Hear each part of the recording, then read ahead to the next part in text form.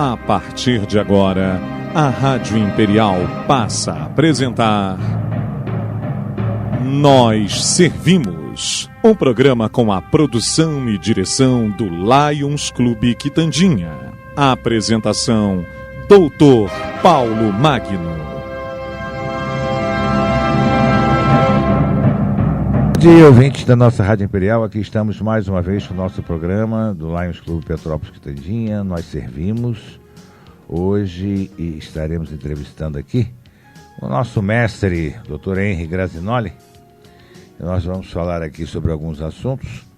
Mas antes, eu queria comunicar aos nossos ouvintes que o SOM, Serviço das Obras da Misericórdia, estará realizando no dia 9 às 16 horas, no Salão Paroquial da Catedral de São Pedro de Alcântara, um bazar, mas é bazar de roupas novas, não é bazar de roupas usadas não, hein, ô Lucas? É bazar de roupas novas, né? Que estará sendo realizado lá, e a renda será toda revertida para o próprio SOM, para o Serviço das Obras da Misericórdia, né? Que faz um trabalho tão bonito aqui na nossa cidade, que é presidido hoje pela nossa domadora do nosso clube, a domadora Luci Fadini, que é a domadora do nosso presidente Humberto Fadini. Então nós estamos convidando a todos para um sábado, dia 9, a partir das 16 horas, no Salão Paroquial. Quem quiser ir lá, tem um bazar de roupas novas, preço tudo bonzinho, tudo preço legal. Vamos colaborar aí com as obras, né? Isso é legal da gente fazer. Porque quem ajuda nós somos nós mesmos. Não podemos ficar dependendo dos outros, né? Muito bem, a par disso também quero agradecer as manifestações de carinho aí pelo programa da semana passada, quando nós entrevistamos a professora, historiadora, presidente do Instituto Histórico de Petrópolis, Fátima Argon. Foi um sucesso o programa, todo mundo elogiou muito, gostaram muito do programa, foi legal. E isso a gente fica contente também. Quero mandar já também, a partir de agora, um abraço aí para a dona Nair, que está aí na escuta, né, dona Nair? Escutando aí o nosso programa. Um abraço para a senhora. Bom dia, Lucas. Bom dia, mestre Henry Grazinoli. Estamos aqui, nós iniciamos esse assunto na pauta quando surgiu lá nos anos, há 2 anos passados praticamente, né? Quando começaram a surgir aí as coisas sobre o impeachment e etc. E agora que nós estamos chegando à reta final, nós gostaríamos de trocar mais ideias aqui sobre isso. Mas antes, eu inicialmente queria saber como é que você está vendo, o seu bom dia, logicamente, e também como você está vendo as Olimpíadas no Rio 2016. Bom dia, Paulo. Bom dia, Lucas. Bom dia, amigos da Rádio Imperial. Bom dia aos amigos do Lions Clube Quitandinha, a todos os ouvintes.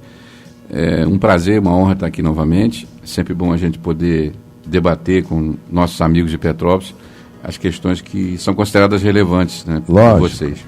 Olha, a Olimpíada foi uma boa notícia, né? Eu estava até comentando com você antes do programa que em que pese o custo de uma Olimpíada, em que pese o envolvimento político que isso trouxe, né?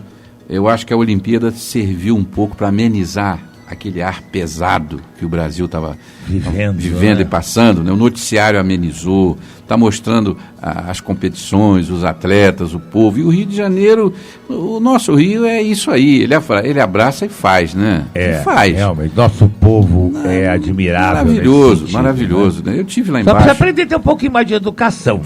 Falta um pouco. A gente tem que aprender. Mas nós vamos chegar lá, mais 500 anos, nós só temos 500. Lógico. Também não vamos nos apressar, né, Paulo? O fato é que o ambiente está maravilhoso e aquele clima de festa, todo mundo esqueceu a política, esqueceu Brasília, esquece. Só que agora, amanhã, a Olimpíada termina. Pois é. E nós teremos, vamos cair na real, semana, né, que vem, voltar à realidade que, infelizmente, todos rejeitam. Todos. Até nós que lidamos com educação, com trabalho, você que é um homem de imprensa também, tem que lidar por força de obrigação até. Você não pode deixar de noticiar o que está acontecendo e debater.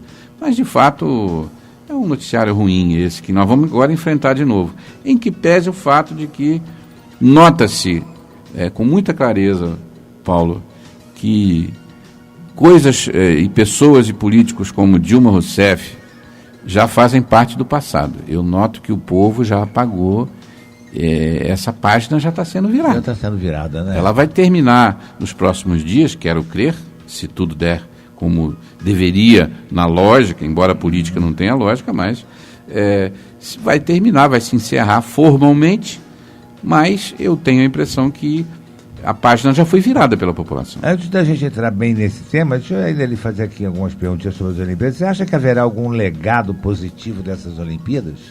Olha, eu acho que vai. Da Olimpíada vai, diferentemente da Copa.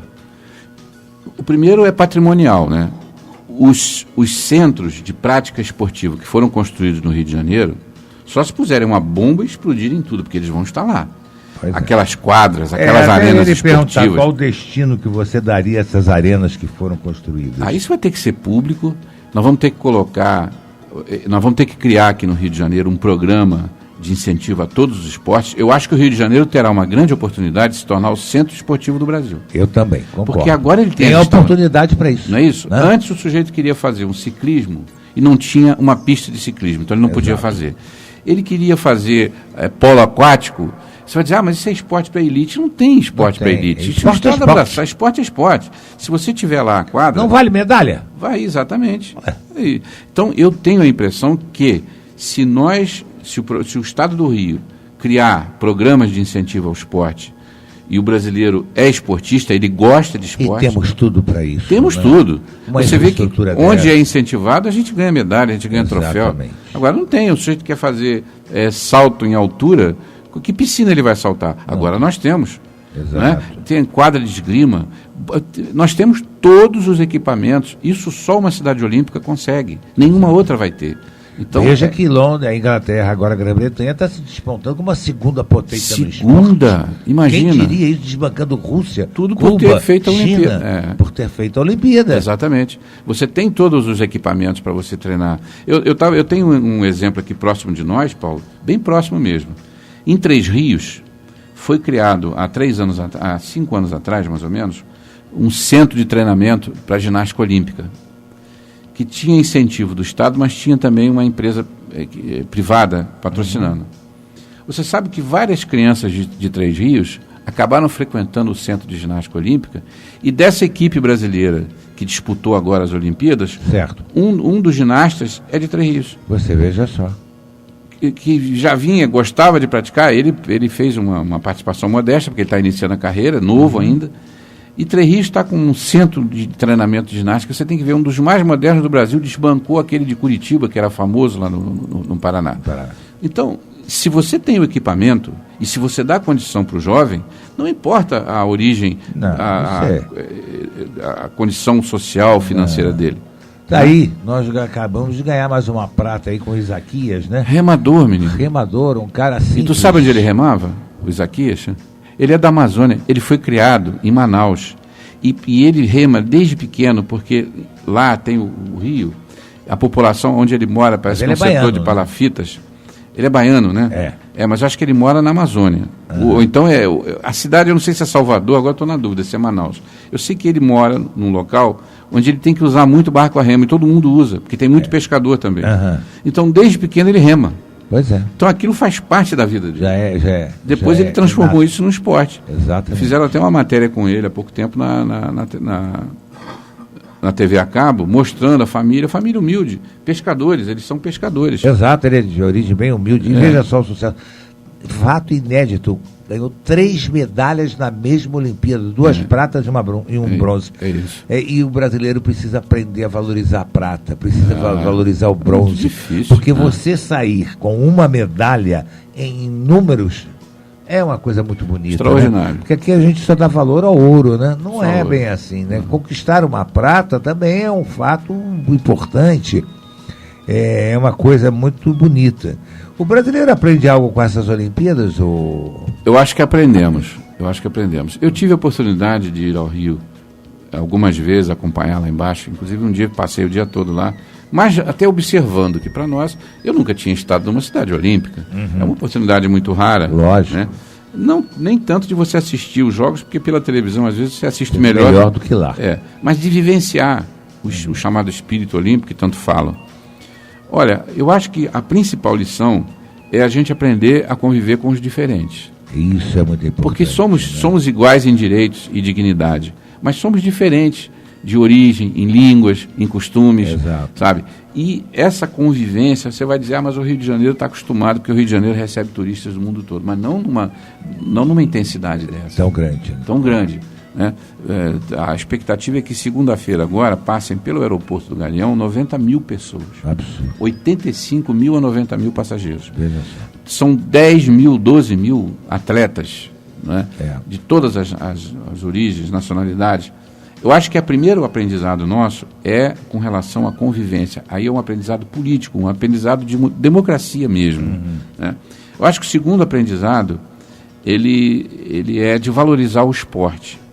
O esporte como manifestação cultural. Veja, o Brasil tem, na música, uma consciência cultural muito forte. O povo gosta de música e pratica sempre vários tipos de música, mas pratica e gosta. O povo tem, no futebol, por exemplo, né, também uma visão muito de cultura mesmo. Né? Mas os demais esportes, não. Nós não tínhamos essa cultura. Seja porque não praticávamos, por falta de condições, como dissemos aqui ainda há pouco, mas principalmente porque não conhecíamos. Tu não pode gostar daquilo que tu não conhece. É lógico. Né? Tem pessoas que nunca viram determinado... Nunca viram. Luta romana, uma série de... Esgrima. Outro dia vi a pessoa comentando comigo, poxa, achei legal a esgrima, é uma coisa bacana. Eu vi nos filmes aquela luta de espada, aí fiquei olhando, mas como que eles conseguem não se machucar ali? Como é que marca o ponto? Quer dizer, isso é cultura, né? Cultura. É cultura que vai ser absorvendo, porque você sintoniza com o mundo.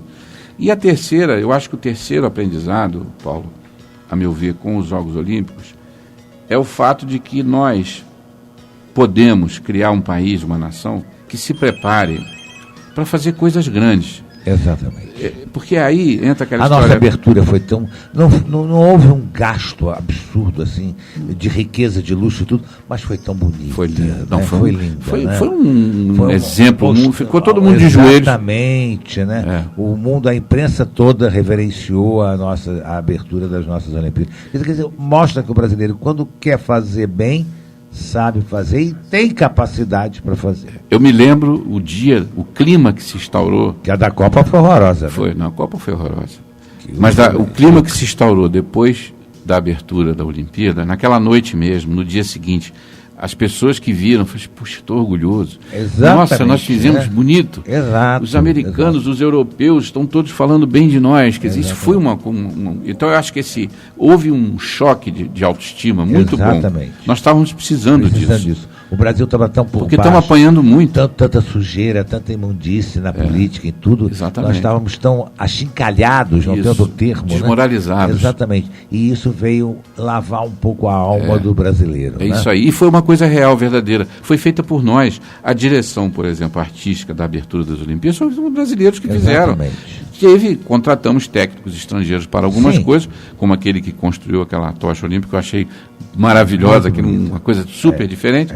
Mas fomos nós que fizemos. Exatamente. Então eu acho que isso aí foi a terceira grande legado, foi esse choque de positivo na autoestima. Nós estávamos muito precisando disso, porque nós somos muito movidos a isso também. Exatamente.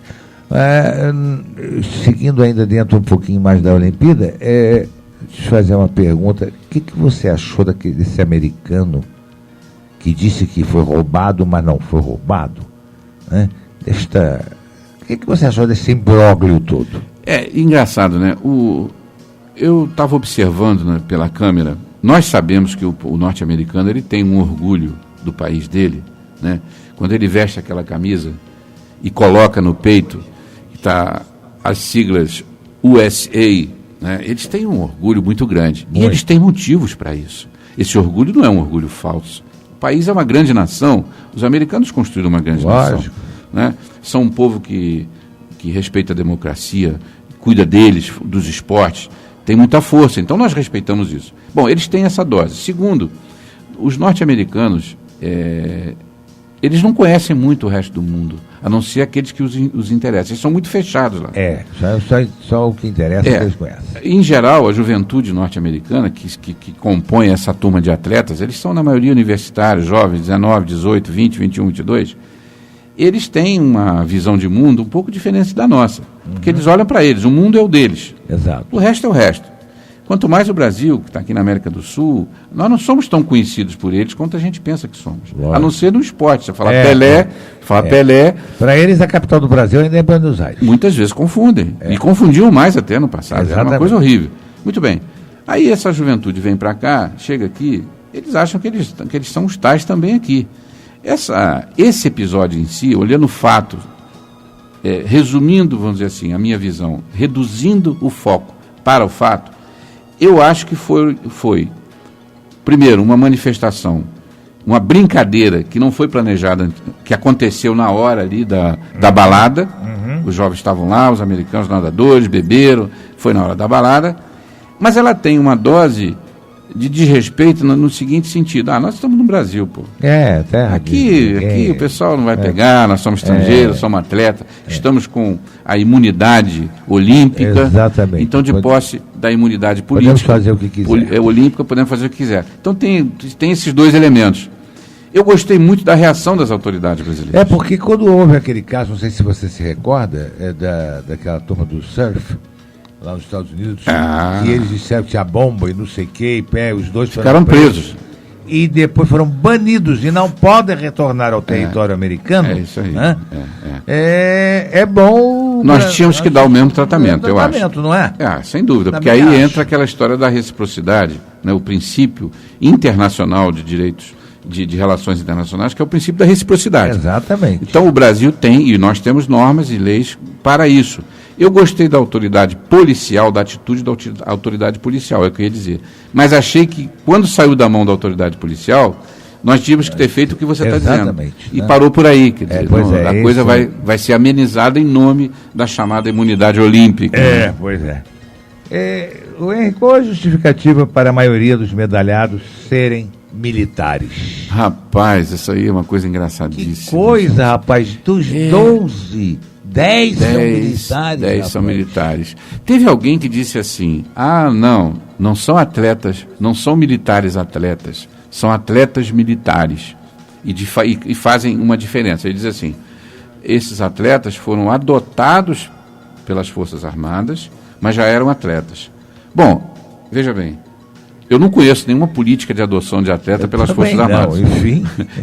Eu não conheço. Também não. Você, para entrar nas Forças Armadas, até onde eu sei, com meus poucos conhecimentos sobre o militarismo, você tem que fazer todos os testes, se habilitar, ser apto, passar nas provas e entrar na carreira. Exatamente. O que eu sei é que quando você está lá dentro, se você tem vocação para médico, ou se você é médico, se você é esportista, você tem a chance de exercer sua profissão lá. Exato. Né? E é o que as Forças Armadas fazem.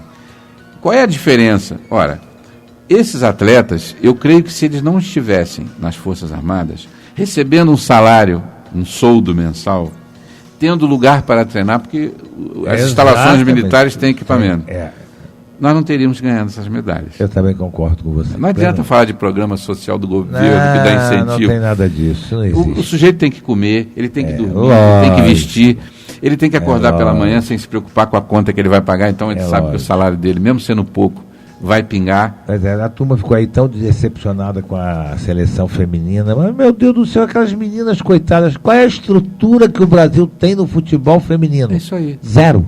Tinha que cobrar do vôlei feminino, que todas ganham salários altíssimos. Exatamente. São profissionais que jogam no Brasil e no exterior. Exatamente. Agora, nossas meninas do coitadas, futebol... algumas jogam fora e tal, mas não tem estrutura de futebol feminino nenhum no Brasil. Nenhum. Quer dizer, então realmente... Fomos até longe demais. Foram longe demais. Elas deixaram o barco rolar no último jogo e tal. Não é bem assim. Eu acho que ali nós já tínhamos atletas, jogadoras que já tem... Marta, coitada, já tem uma certa... Já não é mais já é veterana, né? É veterana. A Formiga, coitada, tem que aposentar. Né? E assim mesmo ainda fez uma jogada nesse último jogo maravilhosa. Quer dizer, então a gente vê que realmente... o Brasil, o que nós conseguimos aqui, eu acho que é a duras penas E viva o povo brasileiro. E viva o povo brasileiro. E, Paulo, a gente tem que fazer justiça, sem preconceitos. As Forças Armadas sempre tiveram um papel histórico importante. Muito importante. No Brasil. É que não tem propaganda. Você vê que elas constroem as estradas aí do Brasil e gastam. Sabe, ninguém fica sabendo. Não tem propaganda. Exatamente. A gente não sabe, mas nós que costumamos viajar muito, eu, por exemplo, viajo muito para o interior, às vezes até a trabalho, tem lugares que você chega e você vê a presença das Forças Armadas, que se não fossem eles, você não tinha nem médicos. Exatamente. Eu canso de ver isso. Então a gente tem que bater palmas, né? Parabéns àquele que acha. Realmente. Bem, as Olimpíadas estão chegando ao fim, o país deve retomar seu caminho, né? E nossos assuntos internos deverão retornar à pauta. O tema principal que se apresenta, o prato principal a ser servido, é o impeachment. Para iniciarmos esse tema, você acredita que ele realmente vai acontecer, Roy? Olha, eu estou me lembrando aqui que há 2 anos atrás você me fez essa pergunta aqui. Pois é. Eu disse que achava que sim. Uhum. A resposta foi sim. Eu tenho gravado. Temos gravado. Nós temos gravado. Mas eu sempre dizia o sim com aquele jeito. Olha, é sim, mas pode ser não. Você vai dizer, mas que resposta é essa? Não, pode ser não, porque é política, primeiro, né? Não é uma ciência exata. Exatamente. E segundo, muita coisa poderia acontecer, estou me referindo à resposta de 2 anos atrás. Uhum. Hoje, Paulo, eu posso responder para você, sem dúvida nenhuma vai acontecer. Eu acho que a presidente Dilma e o governo do PT no Brasil já foi. Graças a Deus. O que vai acontecer a partir do dia 25, e você vê que hoje já estão de joelhos diante dessa realidade, inclusive juízes do Supremo Tribunal Federal, ministros, que teoricamente diziam, apoiam porque foram indicados por A, por B, pelo presidente, não sei o quê, próprio Lewandowski, que fez a condução do processo desse impeachment agora com a máxima lisura e transparência. Então, eu acho que se nós dermos um passo atrás, aí nós vamos ter uma convulsão intestina grave. Não acredito. Eu acho que a partir do dia 25, né, agora, semana que vem, quando será tomada a última etapa do processo de impeachment, eu acho que vai se concretizar, ela vai perder o mandato, o Brasil vai ter um novo presidente, que hoje é interino, e que vai seguir nesse caminho, que aí é uma outra discussão. Eu acho que Temer hoje não deve ser assunto da discussão no Brasil. Certo, porque ele está numa situação... A discussão aqui é o governo que está e estava aí. Né? Exatamente. Então, depois que passar isso aqui, então aí nós vamos ver o que vai acontecer. A anunciada ida da Dilma ao Senado durante o processo de votação pode alterar algum resultado? Não, eu acho que não vai alterar, não. Eu, sinceramente, acho que vai ser uma página triste, porque ela vai sofrer... Você não acha que isso será muito constrangedor para ela? Ela está querendo mostrar, talvez, uma valentia que pode o tiro sair por outro lado? O Paulo, nós que gostamos de história, você não só gosta como conhece pela cultura que tem, nós sabemos que existe uma grande diferença entre fazer política para construir uma nação com base em programas que seja do interesse da sociedade. É bem diferente fazer isso e fazer políticas com base em pensamentos doutrinários muito fortes. Eu acho que o Partido dos Trabalhadores, que se encontra em declínio e que está prestes a perder o governo do Brasil, eles criaram uma doutrina política própria que extrai um pouco de conceitos de vários pensamentos políticos, e essa doutrinação era tão forte que eles só acreditam neles e eles não acreditam em mais nada. Eu acho que Dilma está indo ao Senado, se for, né? Se for, porque ela está amarrada a esse pensamento doutrinário e a essa obrigação, porque eles têm sim a esperança de voltar no poder e vão lutar para isso. Serão em número bem menor, mas eles têm uma doutrina, um pensamento ideológico, digamos assim, muito característico, muito singular e muito próprio deles. Você vê que em nenhum momento você viu qualquer dos dirigentes e qualquer dos membros do Partido dos Trabalhadores que foi condenado ou que está sendo investigado com provas cabais, você não viu o partido condenar nenhum deles. Não. Só os traidores. Exato, o partido condenou 2 ou 3, um deles o Delcídio Amaral, chamando-o de traidor. Então isso é uma coisa muito forte. Nós precisamos enxergar essa ida da Dilma ao Senado como uma posição política. Ela não está preocupada com o Brasil, ela não está preocupada com o destino que o povo vai tomar ou já tomou, a economia.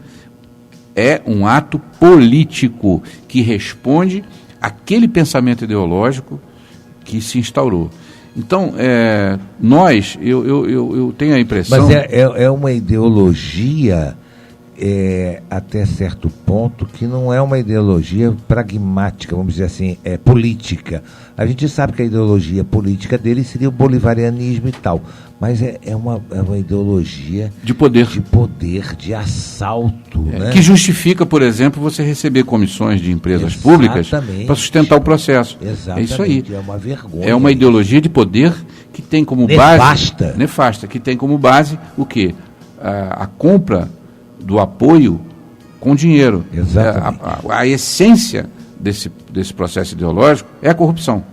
Então eu quero conquistar o Paulo Magno, eu quero conquistar o Henry, que fazem oposição a mim. Então eu vou procurá-los e vou dizer o que vocês querem para nos apoiar. Quanto custa? Foi o que foi feito nos últimos anos no Brasil. Exatamente isso, resumindo as palavras. Você acha que haverá um constrangimento ante a presença dela? Haverá, eu acho. Será muito ruim. Não é bom para o Brasil.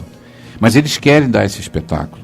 O interesse é criar esse ambiente de tristeza, porque, veja, Paulo... Para que ela saia como uma vítima, né? Vítima. Quando vítima somos nós, o povo. Porque se aposta, sabe no quê? Numa coisa que é um pouco verdadeira. Aí eu sou obrigado a concordar. Eles apostam no fato de que o povo brasileiro não tem memória. Exato. Então, a gente lembra dos grandes eventos. Você lembra do suicídio de Getúlio Vargas. Mas ninguém lembra do quanto Getúlio Vargas matou, quantas pessoas morreram nas prisões, quantas famílias foram dizimadas por conta de se manter a política, principalmente nos anos 30. Isso ninguém sabe, ninguém viu. Agora, ao suicídio, a carta, ok, lembra-se das coisas marcantes, fundação da Petrobras, a entrada do Brasil na Segunda Guerra, a criação da Companhia Siderúrgica Nacional. Então, esse grupo político que hoje está para sair do poder, ele aposta exatamente nisso, é criar marcos históricos importantes para ficar na lembrança, porque isso pode ter um valor eleitoral amanhã, talvez até nem tão longe, até muito mais perto do que se imagina. Tendo em vista a tendência do ministro que irá presidir os trabalhos, que é o ministro Lewandowski, você crê que existirá alguma pressão em favor de Dilma por parte do presidente da sessão? Eu não acredito, não. Eu acho que o Lewandowski ele já se dobrou ao fato de que existe uma maioria no Supremo que quer acabar com isso rápido e logo. Entende? Porque esse sangramento também é muito ruim. É muito ruim para país, todos, né? inclusive coloca o judiciário também em xeque. Exato. Essa é uma das questões principais. Nós temos que lembrar que quando começaram a acontecer as delações premiadas, começaram a acontecer também menção a juízes do Supremo Tribunal Federal. Exatamente. E isso começou, aí bateu a porta lá. Então eu tenho a impressão que até mesmo, não estou duvidando aqui da honra do ministro Lewandowski, muito pelo contrário, mas até mesmo pela questão da defesa institucional, eles têm que zelar para que seja tudo muito transparente. Eu quero crer que não haverá possibilidade, porque o Supremo pode, eles podem logo depois do julgamento, terminado no final de agosto, que acredita-se que termina dia 29, começa dia 25 e a votação deve ser dia 29. Estourando dia 30. Dia 30. Poderão recorrer, certamente haverá recurso ao Supremo. Sim, não resta dúvida, mas eu não creio que vai ter volta, não. A defesa terá 6 testemunhas, a acusação poderia ter número igual. Mas para acelerar o andamento do processo, decidiu ficar com um só nome. Isso demonstra uma certeza absoluta quanto ao resultado? Demonstra. O Senado é uma casa política, né? Então eles sabem muito, eles já sabem quantos votos eles vão ter lá. Você vê o seguinte, hoje o Senado tem 81 senadores. Eles precisariam de 54 votos para cassar o mandato dela. Agora já se fala em cassação, não é mais afastamento. Na aceitação do relatório, tiveram 60 votos. Exato. Então, eu acho até que vai aumentar. Eu tenho a impressão que o Senado vai cassar o mandato da Dilma Rousseff com mais de 60 votos de senadores. Então, é uma casa política, eles já sabem que tem essa situação, então não há razão para ficar trazendo pessoas para ganhar tempo, né? Lógico. Vamos fazer um intervalozinho e já voltamos já.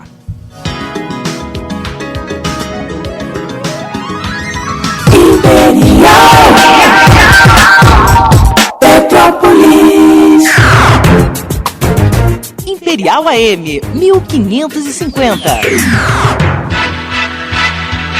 Todo mundo tem seu time, seu lugar, seu amigo favorito. Mesma coisa com café, tem que ser o favorito. Café gostoso de fato, pro dia ficar bonito. Favorito, pro dia ficar bonito. Pra fechar negócio agora, a Casas Bahia topa baixar o preço, topa fazer sem entrada e topa vender em 14 vezes sem juros no cartão Casas Bahia. Pra vender milhares de TVs, colocamos TV 43 LG LED Full HD por apenas 135 mensais, 135 por mês. Passe numa loja ou acesse casasbahia.com.br. Dica de economia é com a Casas Bahia. O orçamento tá apertado? Conheça dicas simples para reforçá-lo. Acesse consumosocial.com.br. Rádio Imperial, crescendo com você. Rádio Imperial. A mais querida de Petrópolis. A sintonia certa. AM 1550. Estamos apresentando Nós Servimos, um programa do Lions Clube Quitandinha e a apresentação de Dr. Paulo Magno. Aqui estamos com o nosso programa Nós Servimos. Hoje estamos entrevistando o professor e advogado Dr. Henry Grazinoli, falando aqui sobre a nossa situação real do Brasil hoje, agora pós-Olimpíadas, né? Que nós teremos aí o processo de impedimento, de impeachment da presidente da República. O empresário Fernando Bittar, que é dono no papel do sítio Santa Bárbara, lá em Atibaia, afirmou em depoimento à Polícia Federal que as obras de ampliação foram feitas no local para abrigar o acervo presidencial do ex-presidente Luiz Inácio Lula da Silva. Segundo ele disse, abro aspas, parte das obras do sítio foram realizadas em razão da necessidade de recepção do acervo presidencial do então presidente da República, Luiz Inácio Lula da Silva. Diz a transcrição do depoimento colhido no dia 15 de agosto, mas anexado aos autos do processo somente nesta quinta-feira. Sobre essa afirmação, o que se pode concluir? O sítio realmente é do Lula? Paulo, você é um advogado brilhante, bem-sucedido. Eu sou um advogado modesto. Que isso. Essa declaração do Bittar é uma aula de direito. É uma defesa extraordinária.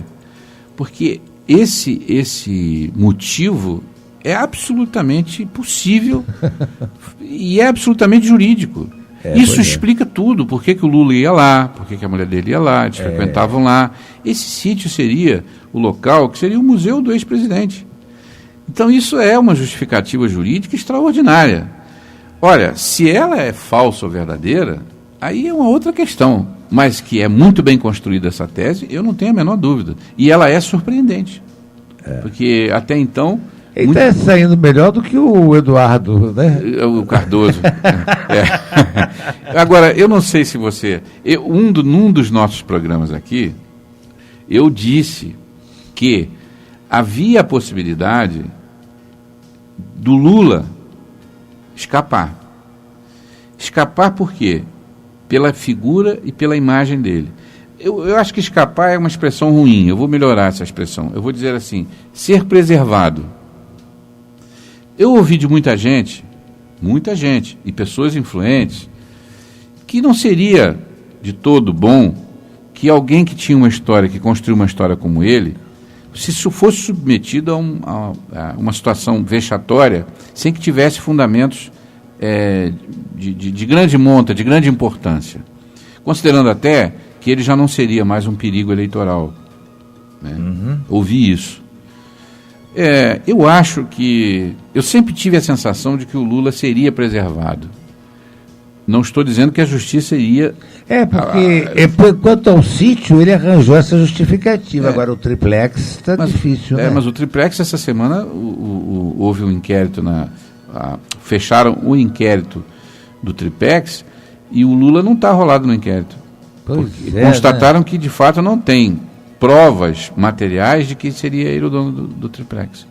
Então, eu acho que, vamos dizer assim, ele tem um aparato muito forte, ele criou um aparato forte em torno dele, ele é um homem que tem muito poder ainda, principalmente político, né? Ele tem pessoas que servem a ele com bastante, e eu acho que ele, de certa maneira, vai deixar que os leões comam a turma do primeiro escalão todo, e ele será preservado. Você a demora para a juntada desse depoimento encontra alguma justificativa?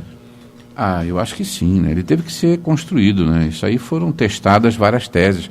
Nós, advogados, sabemos como é isso. Quer dizer, a gente utiliza o máximo do prazo possível para as declarações finais ou para a apresentação, até porque o caso do sítio de Atibaia está em sede de inquérito ainda. Exatamente. Né? Então, os prazos de inquérito são prazos relativos, né? Você acha que outros depoimentos que revelem mais a participação do Lula em esquemas desse tipo ainda podem surgir? Eu acho que pode. Tem uma coisa, se nós olharmos a atuação do juiz Sérgio Moro e da equipe, não vou falar do juiz, vou falar da equipe de Curitiba. E aí inclui a Polícia Federal, inclui o Ministério Público e os juízes federais. Né? Esse é um grupo de trabalho, muito bem. Que eles chamam de República de Curitiba. Né? Bom, se nós olharmos a estratégia que eles se utilizam e têm utilizado ao longo desses anos nessas investigações... Tem sido bem inteligente, né? Ela se assemelha àquela estratégia utilizada na Itália, quando o governo italiano... A Operação Mãos Limpas. Então, um dos itens daquela estratégia é que você não deve nunca usar todas as fichas apostando numa hora só. Por exemplo, eu acho que a investigação ainda tem documentos, ela tem depoimentos... Reveladores, né? Reveladores. Você acha que alguma pauta-bomba ainda poderá ser detonada? Eu creio que sim. Eu acho que sim. Eu acho que isso não terminou, não. Eu também acho. Isso vai justamente com base nessa técnica que eles estão utilizando, que é muito semelhante àquela de lá. Porque se você solta todos os argumentos de uma só vez, primeiro, os mais fortes superam outros, que às vezes até tem uma importância jurídica melhor. Né? Às vezes você tem um argumento político muito poderoso, mas jurídico ele é fraco. E às vezes você tem um argumento jurídico fraquinho, mas que tem poder, como é o caso da pedalada. Exatamente. A pedalada fiscal, sob o ponto de vista jurídico, ela é fraquinha.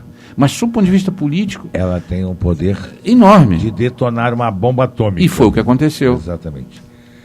Só hipoteticamente, Dilma não sendo... Hipoteticamente, porque eu não acredito nisso, mas se Dilma não sendo impedida, como seria o restante do governo dela? Rapaz, você me surpreendeu, porque eu não estava preparado para essa hipótese. Nem eu, nem o povo, não. Mas será brincadeira. Melancólico, né? Ela vai... nós vamos entrar, nós vamos voltar a uma crise...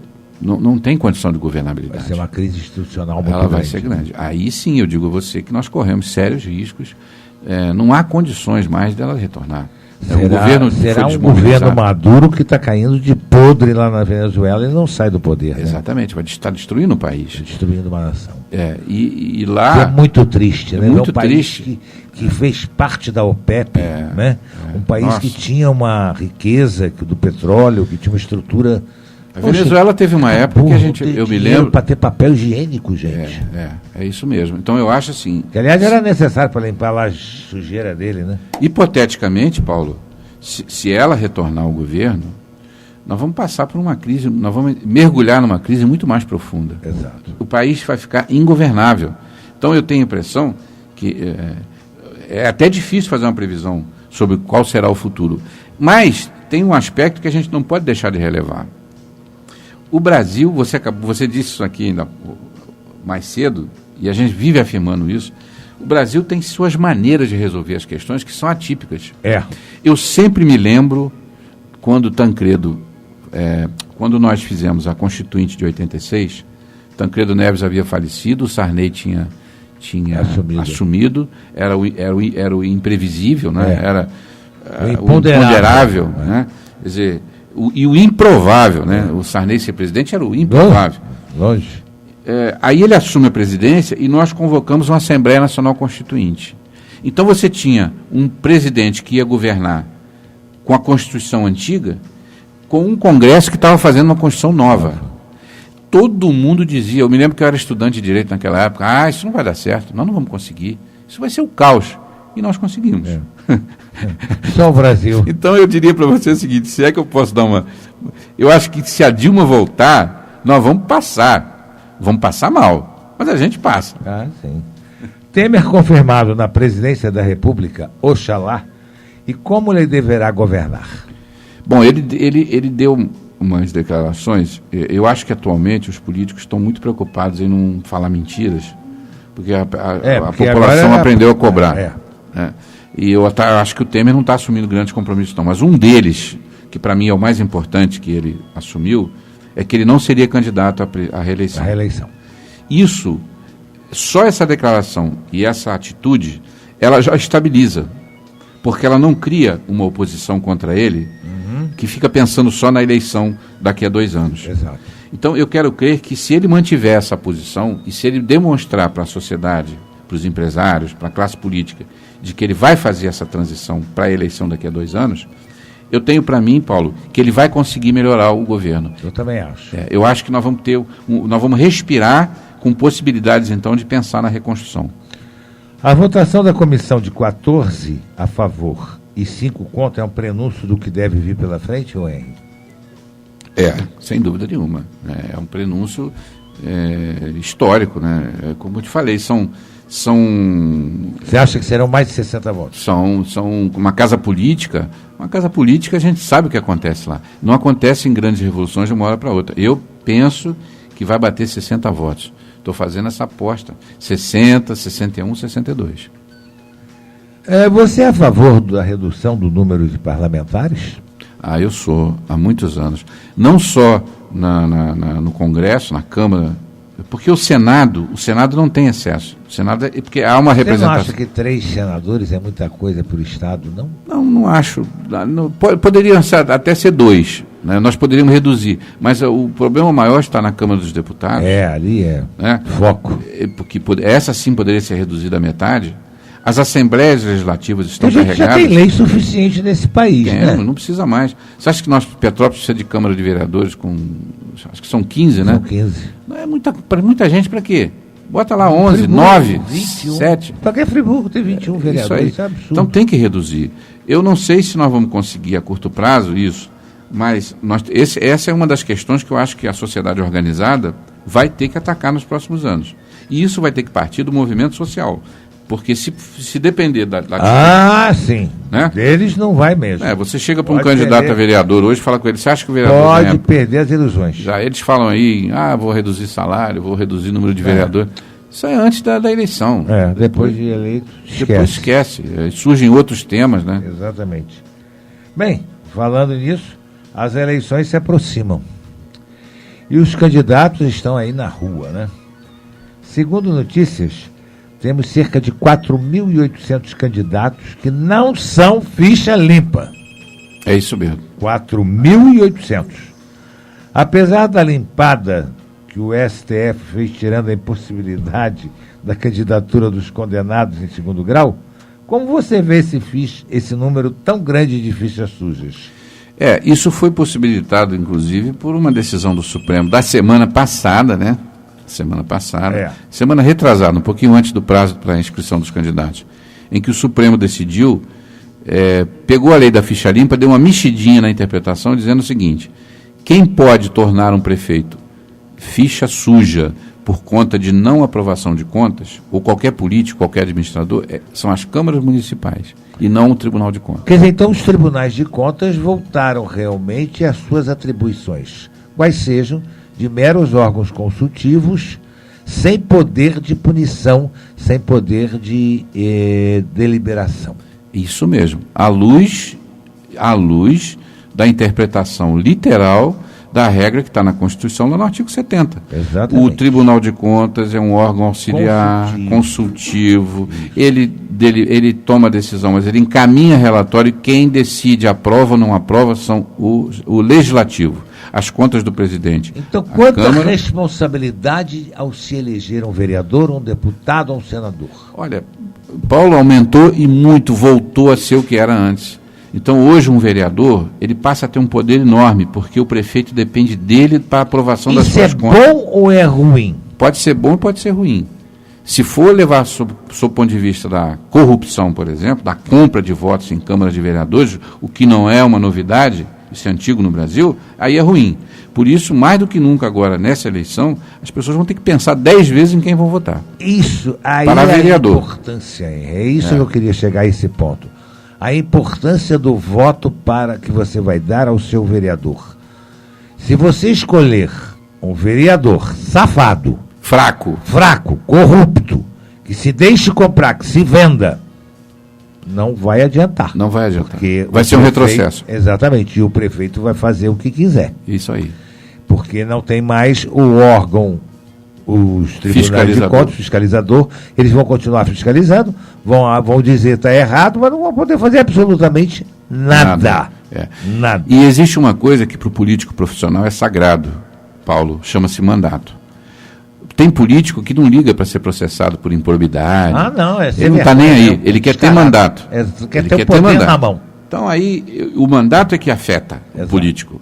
E a possibilidade de perda também. Então, a lei de ficha limpa, conhecida a norma, a chamada Lei Complementar 135 de 2010, ela criou uma série de barreiras. Né? Só que agora, infelizmente, veja, a interpretação que o Supremo deu, ela tem fundamento jurídico. É porque o pessoal está sentando muito Sentando o cacete. Estão dizendo que eles estão a favor dos políticos corruptos. E não é isso. Eles deram uma interpretação constitucional. A Constituição diz claramente, quem tem poder é a Câmara. Tem que mudar é a lei. Tem que mudar, exatamente. Vai ter que mexer na lei, vai ter que fazer uma emenda à Constituição para mexer nesse item, né, se quiser dar poder para os tribunais de contas. Porque senão também não existe muita razão para eles existirem, né? Só para eles apontarem que está errado. Tem mais um detalhe, né? Quer dizer, aí é matéria para discussão numa outra ocasião. A composição dos tribunais de contas também é um negócio complicado. Né? É complicado. Tem ex-deputado, cargo de nomeação. É uma coisa meio complicada. Não são eleitos, pelo menos as câmaras de vereadores até estão envolvidos aí em escândalos de corrupção também. A toda hora. Né? Onde é que você acha que devemos começar a melhorar a escolha de nossos representantes? Nas câmaras de vereadores, nas assembleias ou no Congresso Nacional? É nas câmaras. É nas câmaras de vereadores. É no início, né? Início. Tem que ser na cidade, tem que ser na comunidade. Ainda há pouco falamos do Temer. Tem um assunto que está lá parado, que é a tal da reforma política, que pode ser, porque o Temer eu já vi ele falando numa entrevista sobre, por exemplo, a reforma eleitoral que trata do voto distrital, que é aquela situação de você aproximar o máximo possível o candidato do eleitor e você regionalizar mais essa votação.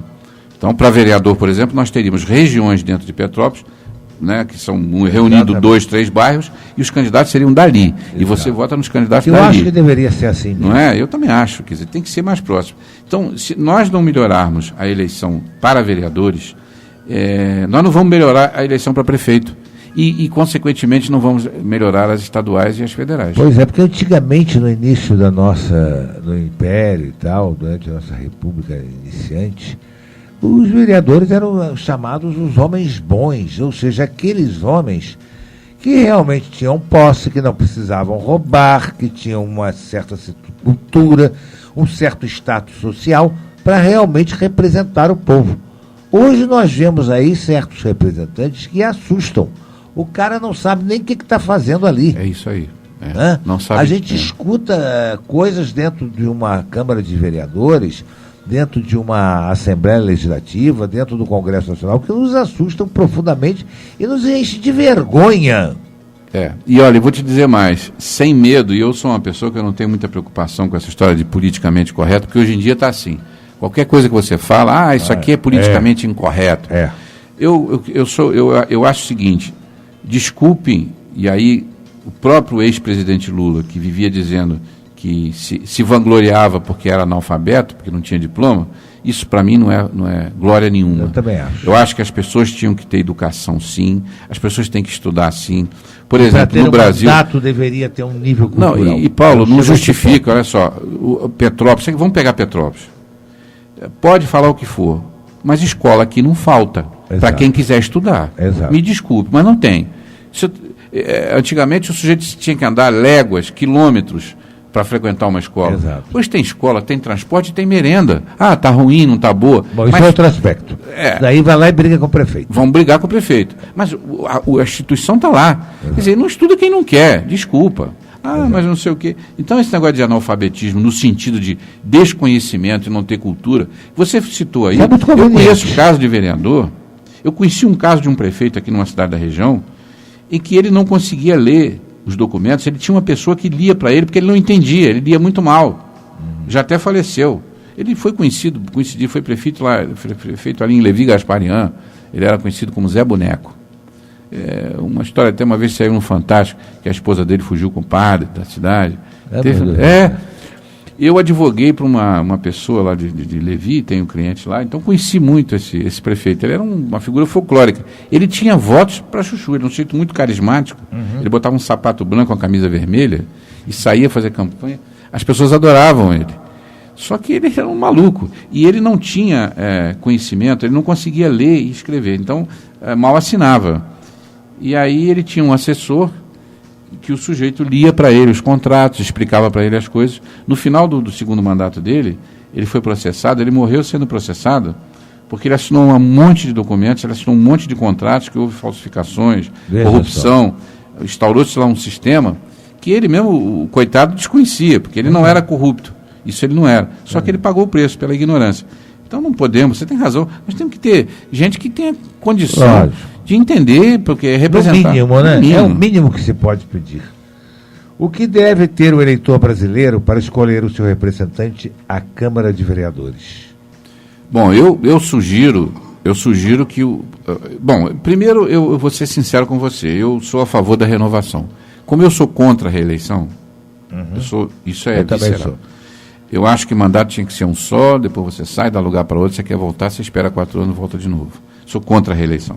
Então, o meu critério, por exemplo, eu quando vou votar num candidato, meu primeiro critério é saber se eu tenho alguém novo que não teve mandato ainda, que tenha condições de representar.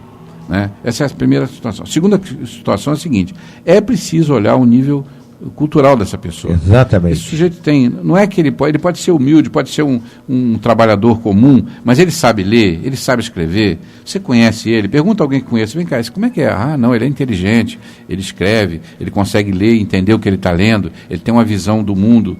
Ele não precisa ser catedrático, não tem que ter diploma de faculdade, não é isso. Mas tem que ter conhecimento. Lógico. Então, esse é o segundo critério. E o terceiro critério, a meu ver, é saber com quem ele está. As companhias, eu acho que nessa eleição, principalmente, a gente tem que olhar isso, né, para vereador. Quem está com esse cara? De onde ele vem, né? Quem anda com ele? Exato. Quem são as pessoas que vão estar com ele quando ele estiver lá dentro da Câmara? Então, eu tenho dado muito mais importância nos últimos anos à eleição legislativa do que o próprio Executivo. Porque se nós conseguimos montar uma Câmara, como nós já tivemos em Petrópolis, né, no passado, né? Exato. Né, Paulo? Você participou da política, inclusive, da administração pública. Tivemos excelentes vereadores, pessoas que eram distintas, né? Não é? Nós tivemos um Roberto Francisco, nós tivemos um Lúcio Vasconcelos, nós tivemos um Zé Fará, que não era uma pessoa de grande cultura, mas era de uma vivência política extraordinária, de uma inteligência capaz. Nós tivemos aí figuras extraordinárias dentro da nossa política. E que eram extraordinárias na política e na vida privada também. O nosso ex-presidente do tribunal, Miguel Pachá, foi vereador. Quer dizer, nós tivemos pessoas de renome aqui dentro. Isso aí. Tinha um quadro de uma escola dentro da nossa Câmara Municipal que virou depois uma esculhambação. É isso aí. Né? Exatamente. Estou dizendo hoje. Mas que virou. Chegou um ponto aí de nós ter vereadores que era uma vergonha dizer que aquele sujeito era vereador da nossa cidade. Eu Tem pessoas que eu tenho vergonha de ter tido como vereador da minha cidade. Eu também tenho, várias. Várias delas. Várias delas. Essa pessoa aqui foi vereadora na minha cidade. Isso é uma vergonha. É. Eu acho uma chincalhe. A população tem que aprender a olhar a qualidade dos seus candidatos. E outra coisa, o representante político, isso eu li um artigo escrito por um escritor espanhol, ele disse assim: o teu representante na política, na administração pública, ele não tem que ser igual a você, ele tem que ser melhor que você. Melhor, exatamente, é isso aí. Essa coisa de dizer, não, eu vou votar em alguém que é igual a mim. Eu só vou eleger advogado, só vou eleger professor. Não. Eu quero alguém que seja melhor do que eu, que tenha mais capacidade de trabalhar lá. O que o eleitor deve buscar para escolher o prefeito, hein? Bom, atualmente, aí eu vou naquele meu primeiro critério de novo. Eu sou contra a reeleição. Então eu acho que tem que trocar. Quando eu vou votar no candidato, eu sempre olho essa questão. Mas a regra é a reeleição, então também não é ilegal. Lógico. A regra é essa. Então, agora, eu acho que, exatamente, eu acho que o prefeito, em cada eleição, o compromisso é um. Hoje, a situação do país, a situação econômica dos estados, do município, falta dinheiro, o dinheiro desapareceu, as prefeituras estão arrecadando menos, eles estão realmente com sérios problemas financeiros. Nós temos que verificar se o que o candidato está propondo é execuível, é viável. Né? Eu já andei conversando aí com um ou outro candidato, e com um deles, inclusive, eu disse, olha, você não faça promessas que você não possa cumprir. Exatamente. Porque a população está muito mais ligada hoje do que está. Pois é, virão as promessas de sempre. Como é que o eleitor deve agir, hein? O critério é esse mesmo, né? Saber o seguinte, vem cá, o que esse sujeito está prometendo? O que ele já fez e o que está prometendo? Segundo, se ele promete aquilo que ele podia ter feito e não fez, então tem alguma coisa errada aí, certo? Por isso que eu sou sempre a favor da renovação. Mas, de qualquer maneira, o critério, a probidade, né? Vamos ver. Acima de tudo. Né? Quantos processos tem esse candidato? Como é que foi o passado dele na política? Como é que está sendo hoje? Com quem ele tem compromisso? Porque nós temos candidatos aí que são políticos profissionais. Mas tem candidato que nem mandato teve ainda. Né? Mas exerceu, às vezes, um cargo público, uma coisa assim. Então, é possível olhar para saber se não tem muito processo. Porque processo, em geral, tem. Qual é a ideologia dele? Isso é uma visão, perfeito, bem lembrado. Qual é a visão de mundo que esse cara tem? Né? Por exemplo, ele é a favor de uma escola que tem uma influência ideológica ou não? Ou ele quer uma escola isenta de ideologia? Que esse é o debate do momento na área de educação, né? Nossas escolas têm que ter uma formação política, ideológica, elas têm que ser com base num ideal. E, olha, eu estou vendo os profissionais de educação se debatendo no Brasil todo por conta disso. Né? E é uma coisa complexa. Porque, por exemplo, quando a gente educa uma criança em casa, nós passamos para essa criança os valores que nós trazemos conosco. Não é? De família, de religião, de comportamento ético, social. A nossa cultura é passada para a criança. Só que hoje as nossas crianças, elas passam muito mais tempo na escola, e principalmente as crianças das chamadas famílias de baixa renda, né? Então, essa escola que está, hoje você tem escolas de período integral, né? Quer dizer, as famílias têm pouca condição de cuidar dos seus filhos, então estão indo para as creches, estão indo para as escolas públicas. Como é que essa formação será feita? Essa criança tem o direito de receber uma orientação ideológica? Ela tem o direito de ser educada com um pensamento político específico ou não?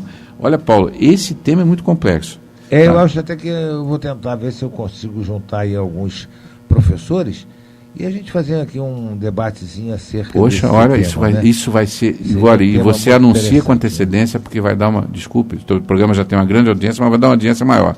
Porque esse tema é um tema que está em pauta, e tem um detalhe. O que eu noto, Paulo, é que a população... as pessoas que não têm ligação profissional com a educação, que não são professores, que não são pedagogos, que não são, enfim, mas que têm seus filhos na escola, estão abertas hoje para esse debate. Elas estão querendo esse debate, porque as famílias, principalmente, repito, as famílias onde pai e mãe têm que trabalhar e essa criança fica o dia inteiro na escola ou na creche, elas estão mais do que nunca agora, não era assim antes, mas eu noto que estão começando a perceber que elas têm que entrar na discussão do que está sendo passado para as crianças, não só do conhecimento formal, mas também do conhecimento político, Exato. sabe? E cultural. Exatamente. Infelizmente, professor Henry, estamos em cima do nosso horário e o nosso programa está chegando ao fim. Nós queríamos agradecer aos nossos ouvintes aí, agradecer particularmente a você, deixar o microfone para as suas despedidas, pela sua disponibilidade de mais uma vez estar aqui conosco, debatendo esse tema de tão grande importância. Paulo, muito obrigado, meu abraço a todos, agradeço aos ouvintes e para mim é que é uma honra poder estar aqui debatendo esses temas tão importantes e aprendendo também com esses debates, porque a gente sempre tem que se preparar para eles. Exato. Então é também uma oportunidade de aprendizado. Muito obrigado e um abração a todos. Obrigado a você. Eu quero agradecer aos nossos ouvintes, em especial ao Augusto, lá do Meio da Serra, que está na escuta, já mandou aqui um abraço para a gente. A dona Nair. Voltar a lembrar aí aos ouvintes que esse bazar que nós anunciamos no início do programa será realizado ali na Casa Paroquial da Catedral de São Pedro de Alcântara. É ali atrás ali da catedral, na parte lateral ali da catedral, né? Então será no dia 9 de setembro, às 16 horas. É organizado pelo SOM, Serviço das Obras de Misericórdia, né? Cuja renda será toda revertida em favor deles. Dona Maria da Glória também ligando aí. Obrigado aí a Dona Maria da Glória também, que ligou parabenizando o nosso programa. A gente fica contente aí, né? Que os nossos ouvintes estão participando ativamente. Obrigado, Lucas. Até semana que vem. Obrigado aos nossos ouvintes. Fiquem agora com o Plantão Imperial e depois com o show do Roberto, com a voz da cidade, o nosso amigo Jorge Luiz. Um abraço a todos. Fui!